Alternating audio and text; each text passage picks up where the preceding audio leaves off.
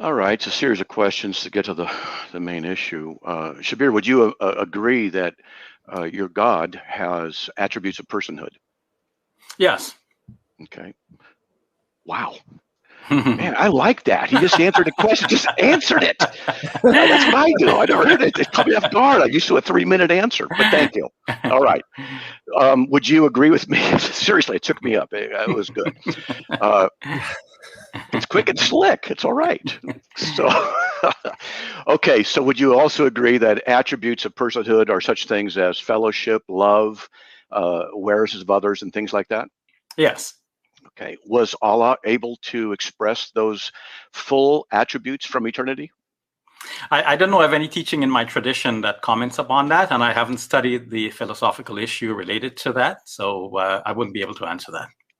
Okay, so you can't answer whether or not, this is correct, that your God, whom you have been defending for decades, who you recognize has attributes of personhood, and that awareness of others and love is part of personhood, and yet without that, how does he express it? And you say, well, I don't know, right? That's your answer.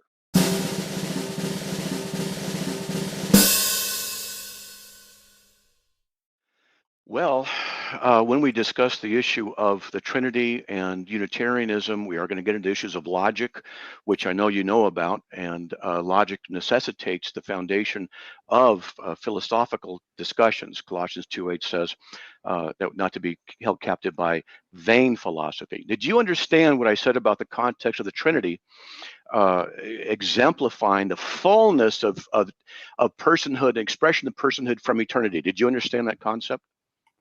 Yes, yes. And of course, I'm not totally devoid of any thoughts regarding that. But, again, I don't want to venture too much into offering things which are just guesses. But because you're pressing the point, allow me to say this much, that before God created everything else, he was perfect as he was, but you're saying for him to be perfect, he has to have the qualities of personhood. I don't know if that is a necessary derivative from the idea that God is perfect. If there are other entities who can relate to each other as persons, and God is not able to relate to them as persons, then this would seem to be a lack, something that God is unable to do.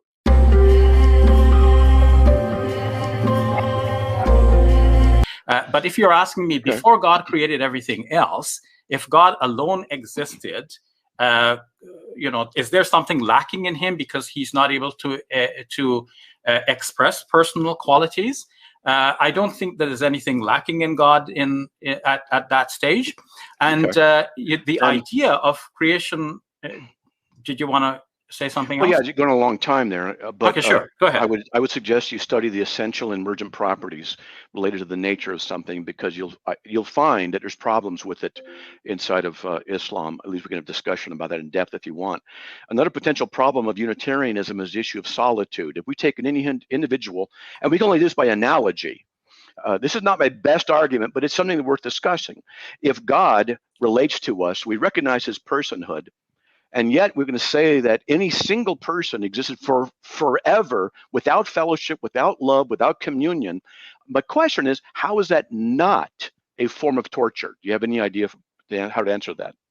Well, you said yourself, Matt, that many things are enigmatic about God, because God is so different from everything else we have seen and touched, from everything, because we haven't seen and touched God. So he's so different that we can hardly prescribe for God how he should have been before he created the universe. But add to this, James McGrath, in his book, The Only True God, has pointed out that in the first century of Christianity, the idea of creation ex nihilo was not yet introduced, or not discussed at least. It became so in the middle of the 2nd century. In Islam as well, I don't see that the idea of creation ex nihilo is a necessary Islamic Well, we're not talking about creation ex nihilo, and it is found in the very first letter of the very first book of the Bible, but that's another topic.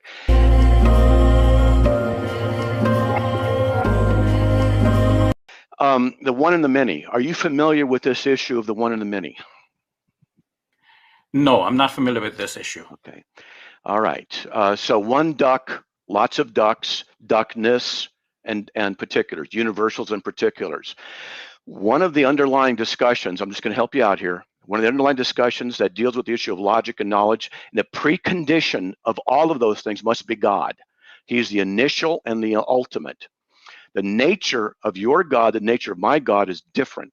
Your God cannot account for universals and particulars where my God can. That's something also worth discussing, because if we have another discussion, I'll be asking you about it.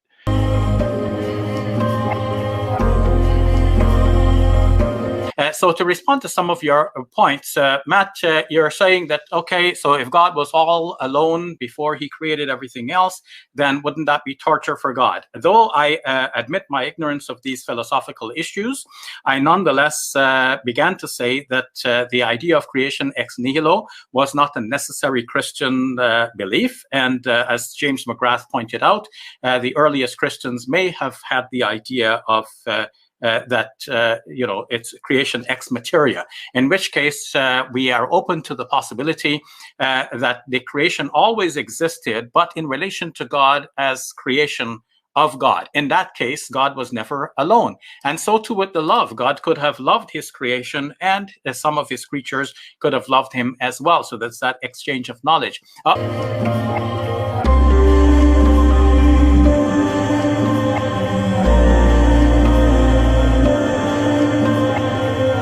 One of the underlying discussions, I'm just going to help you out here. One of the underlying discussions that deals with the issue of logic and knowledge, and the precondition of all of those things must be God. He's the initial and the ultimate. The nature of your God, the nature of my God is different. Your God cannot account for universals and particulars where my God can. That's something also worth discussing, because if we have another discussion, I'll be asking you about it.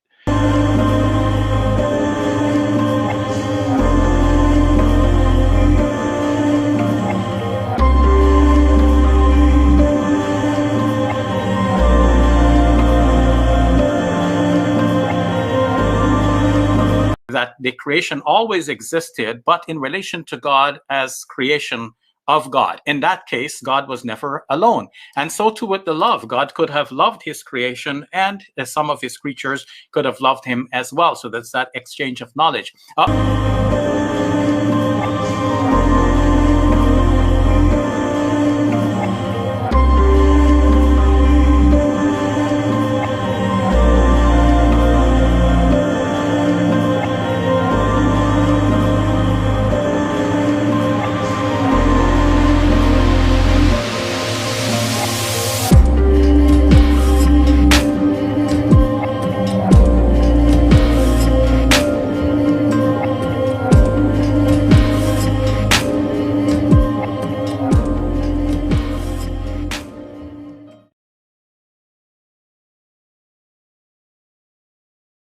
For the knowledge of particulars, I am not familiar with this philosophical concept. You seem to be saying that if God is only one person, God could not equip the human mind to know particulars.